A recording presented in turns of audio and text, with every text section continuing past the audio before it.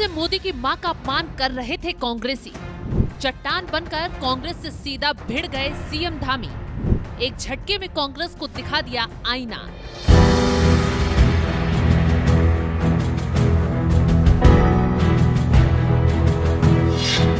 मां एक ऐसा शब्द है जिसके लिए जुबान से सिर्फ सम्मान ही निकलता है, गाली नहीं। लेकिन कांग्रेसियों के लिए मां शायद सम्मान नहीं, बस एक राजनीतिक हथियार है। इसी हथियार को लेकर कांग्रेस ने ऐसी हरकत कर दी जिसने पूरे देश की आत्मा को झकझोर कर रख दिया।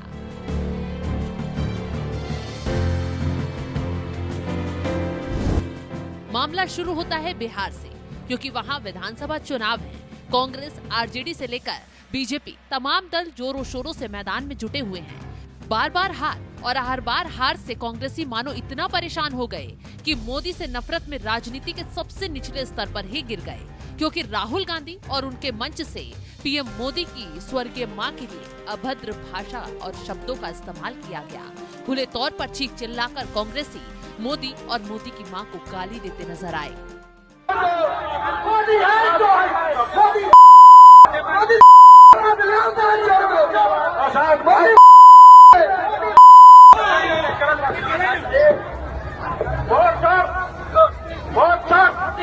कांग्रेसियों के जरिए ये सिर्फ राजनीति का पतन नहीं, बल्कि भारतीय संस्कृति और नारी सम्मान पर सीधा हमला है। और जब हमला मां के सम्मान पर हो, तब जवाब भी चट्टान की तरह ही मिलता है। यही काम किया उत्तराखंड के मुख्यमंत्री पुष्कर सिंह धामी ने। सीएम धामी कांग्रेस के इस नफरती तूफान के सामने अड़िग चट्टान बनकर खड़े हो गए और कांग्रेस की राजनीति का असली चेहरा पूरे देश के सामने बेनकाब कर दिया। सीधा सीएम धामी ने कांग्रेसियों पर गुस्सा जाहिर किया और पीएम मोदी की मां के लिए आपत्तिजनक शब्दों का इस्तेमाल करने वाले कांग्रेसियों को जमकर खरी खोटी सुनाई। सीएम धामी ने कहा, आपत्तिजनक शब्दों का प्रयोग राजनीति की मर्यादा का पतन ही नहीं, बल्कि भारतीय संस्कृति और नारी सम्मान पर सीधा प्रहार है। कांग्रेस और आरजेडी की तथाकथित वोट अधिकार यात्रा के मंच से जिस प्रकार से दो शहजादों ने जिस प्रकार से उनके मंचों से देश के प्रधानमंत्री आदरणीय नरेंद्र मोदी जी की दिवंगत पूज्य माता जी को गाली दी गई है, वो घोर निंदनीय है। उसकी जितनी भर्त्सना की जाए वो कम है। यह कुकृत्य न केवल प्रधानमंत्री जी का अपमान है, बल्कि बिहार की गौरवशाली संस्कृति का और परंपरा का भी तिरस्कार है।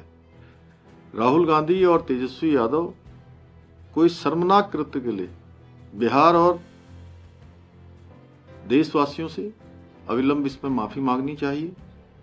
यह स्पष्ट है कि कांग्रेस और आरजेडी तथाकथित ईडी गठबंधन को यह हजम नहीं हो पा रहा है कि एक गरीब मां का बेटा देश का प्रधानमंत्री बना और जनता ने उन्हें अपने दिलों में स्थान दिया, जिसने पूरे विश्व के अंदर भारत का मान सम्मान, स्वाभिमान बढ़ाने का काम किया है, जिन्होंने संघर्ष और परिश्रम से गरिमामयी जीवन जिया।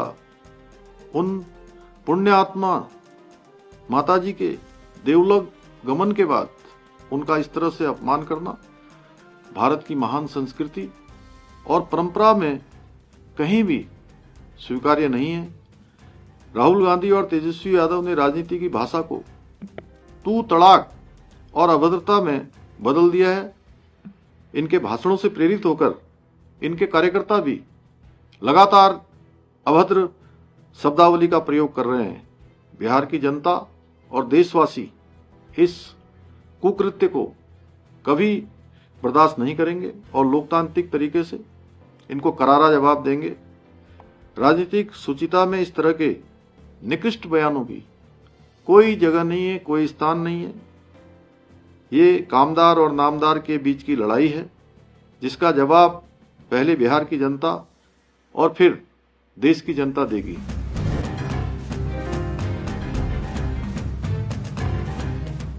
ये कांग्रेसियों पर सीएम धामी का सिर्फ चंद शब्दों से किया हुआ प्रहार नहीं है, बल्कि कांग्रेसियों को आईना दिखाने का भी काम है कि कैसे उन्होंने सिर्फ मोदी और उनकी मां का अपमान ही नहीं किया है, बल्कि पूरे देश के सम्मान को भी ठेस पहुंचाई है। इसी का नतीजा है कि कांग्रेसियों की इस हरकत पर एक्शन भी तुरंत हो गया।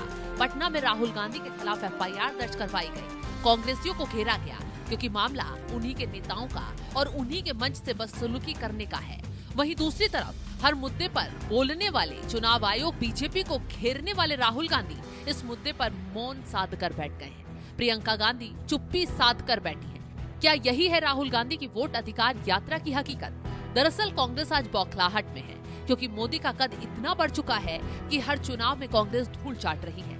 जीत नहीं पा रहे तो अब कांग्रेस का एक ही एजेंडा रह गया, मोदी को गाली दो, मोदी की मां को गाली दो, भारत की संस्कृति को ठेस पहुंचा दो।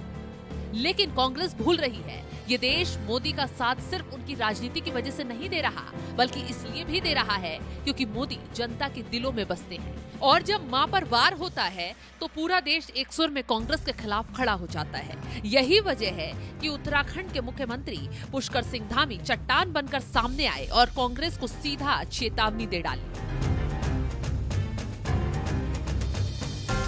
अब जरा कांग्रेस का इतिहास भी देख लीजिए। ये पहली बार नहीं है जब मोदी और उनके परिवार पर इस तरह से हमला किया गया हो। गुजरात दंगों के समय से लेकर 2014 और फिर 2019 के चुनाव तक कांग्रेस लगातार मोदी को गाली देने की रणनीति पर ही चलती रही। कभी उन्हें चाय वाला कहकर नीचा दिखाने की कोशिश की गई, कभी नीच किस्म का आदमी कहकर अपमान किया गया। सोनिया गांधी ने तो मोदी को मौत का सौदागर तक कह दिया था। राहुल गांधी और उनके साथियों ने बार बार चुनावी मंच से मोदी पर निजी हमले किए, लेकिन नतीजा क्या निकला? हर बार जनता ने कांग्रेस को ठुकरा दिया और मोदी को ऐतिहासिक जीत दिलाई। और अब बिहार में कांग्रेस की वोट अधिकार यात्रा में वही घटिया राजनीति फिर से दोहराई जा रही है। राहुल गांधी और तेजस्वी यादव के मंच से ही ऐसी भाषा बोली गई जिसे सार्वजनिक मंच पर दोहराना भी मुश्किल है। बीजेपी प्रदेश अध्यक्ष महेश भट्ट ने भी इस मामले पर गुस्सा जाहिर किया और झूठते ही कहा, ये वो जुर्म है कि 1000 माफी मांगे तो भी जनता माफ नहीं करने वाली। कांग्रेस की इस रणनीति को धामी और बीजेपी नेताओं ने पूरी तरह से एक्सपोज कर दिया है। खैर, राहुल गांधी चुनाव से पहले अपने नेताओं की वजह से बुरी तरीके से फंस गए हैं। अब जनता उन्हें कैसे सबक सिखाएगी, ये तो बिहार चुनाव के नतीजे ही बताएंगे। लेकिन ये बात सच हो रही है, जब जब कांग्रेसियों ने मोदी का अपमान किया है, नतीजा कांग्रेस के लिए रोने वाला ही रहा है। खैर, अब चारों तरफ से बीजेपी नेताओं ने कांग्रेस को बुरी तरह घेर लिया है। अब राहुल गांधी का क्या बयान सामने आता है और जिन कांग्रेसियों ने ये हरकत की है उनको आगे क्या सबक सिखाया जाता है, ये देखने वाली बात होगी। फिलहाल इस खबर को लेकर आप क्या राय रखते हैं, कमेंट बॉक्स में अपनी राय जरूर बताएं।